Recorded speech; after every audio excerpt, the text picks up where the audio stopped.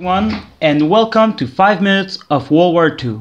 In this series, we will talk about important events of the war in order to understand what happened and how it became a reality.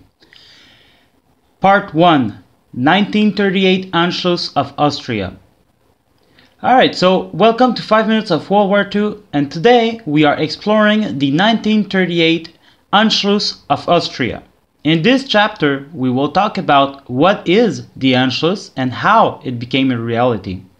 Anschluss translates into joining, and it is the annexation of Austria into Germany.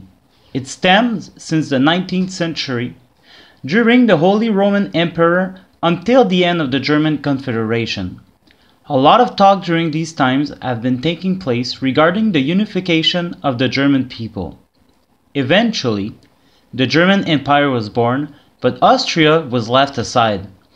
By 1918, the general opinion was to form a union between the two countries, but the Treaty of Versailles was explicitly against it. The Austrian Social Democrats wanted to join Germany for a long time, and the same could be said for Hitler, who was a native of Austria. Although not everyone wanted to be united, but the rise of a National Socialist right-wing party during the 1930s in Austria gave an opportunity for Hitler to take it. The Anschluss was a way to reunite all Germans into one people, one country. Hitler had also mentioned this objective in his Mein Kampf book in 1923.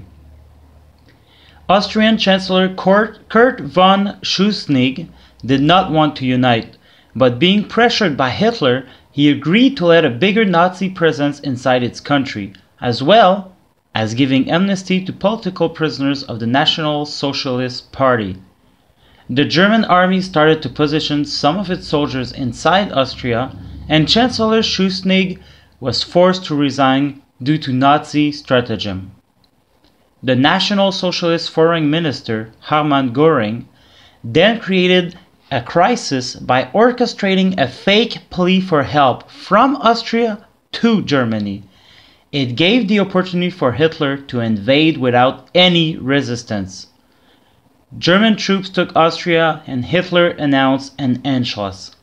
A plebiscite took place on April 10th, and the Germans got 99% approval for the Anschluss of Austria and Germany.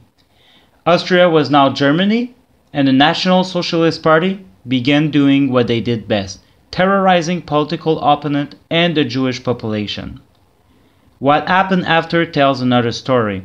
Thousands of Austrians tried to flee the National Socialist grip, while yes, others were there welcoming them in the streets, but the SS started to arrest those who wanted to escape and started to build a concentration camp, Mauthausen-Gusen, which became a death camp by forced labor. The reaction from France and Britain was that the Treaty of Versailles was too harsh on the German people, and they started to be worried about creating another war. So, they began leading a policy of appeasement. As long as Germany's demands were reasonable, they would let it pass. France and Britain did nothing when Austrian leaders asked for help. Neither France or Britain, though, were prepared for war, and they felt that German demand made sense. On top of that, Hitler also promised that it would be the last time he would ask to expand the country, and everyone at that time believed him. The rest is history.